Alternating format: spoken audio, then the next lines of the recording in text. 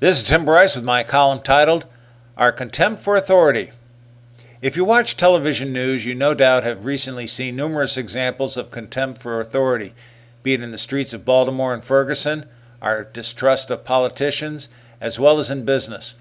We also show contempt in the nonprofit organizations we participate in, be it homeowner associations, clubs, the coaches, umpires and referees in youth sports, even God and religion.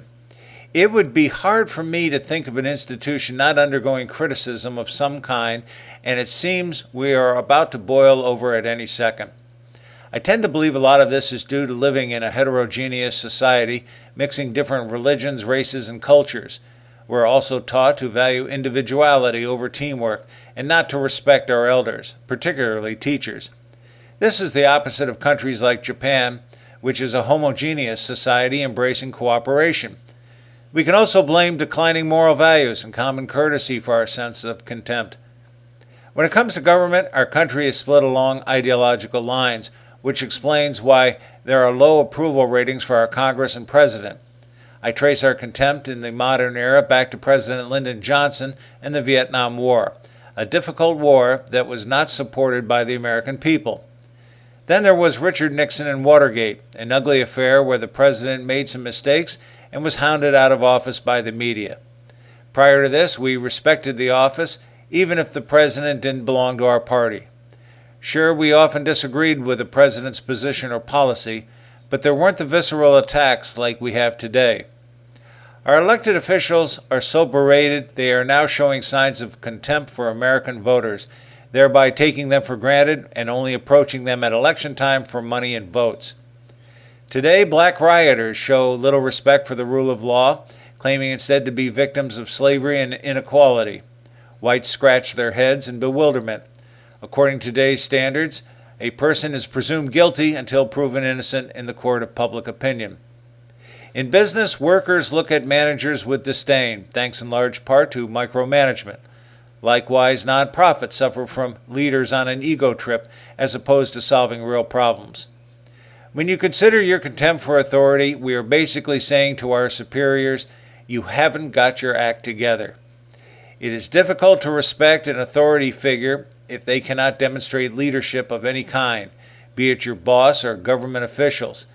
People have become so frustrated they seek to undermine them at any chance they get, such as what we witnessed in Baltimore.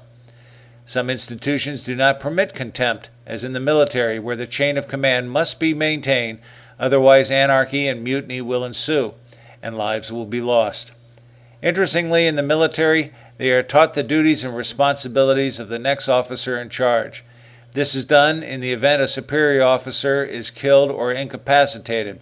Thereby, the next person in line must be put in charge without losing momentum. This is also done in other parts of the government, but not so much in nonprofits or business.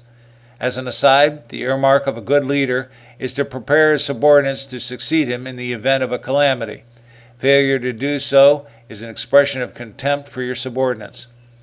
Whether you are the boss, a government official, a member of the clergy, or whatever authority figure you can pronounce, it is simply a matter of leadership. In this country, it is our Achilles heel.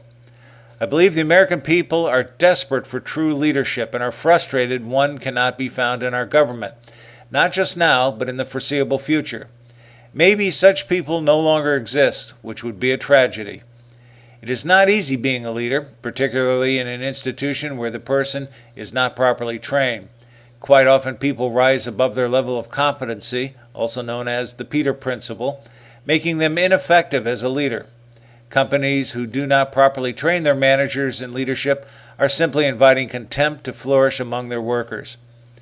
There are several facets to leadership, but in a nutshell, a leader must be fair, determined, know how to motivate their subordinates, work with people, and above all else, demonstrate they know what they are doing. Unfortunately, we see little of this in today's world, which explains why contempt is so prevalent. Think about it. Is this why we no longer trust our government, or why we loathe the boss, or all the other people in a position of authority, even youth sports? Isn't it a matter of people failing to demonstrate they know what they are doing? Anytime you see a budget running in the red, if we cannot live within our means, people feeling ignored or in need, or the affairs of our enterprises are not being properly managed, these are all indicators of ineffective leaders and an expression of contempt. However, let's hold those people in contempt who truly deserve it, not just because of misinformation and lies. It's not a matter of answering a single question right or wrong, but a leader's overall body of work in the aggregate that is of importance. After all, we all make mistakes and do not agree on every decision or policy, large or small.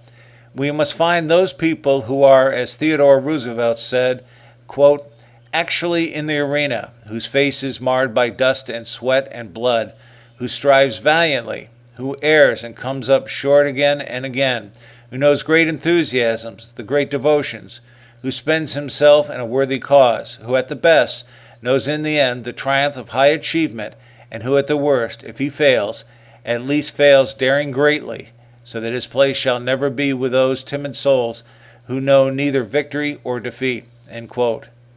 If we can find such people, I believe we will lose our sense of contempt. Friends, keep the faith.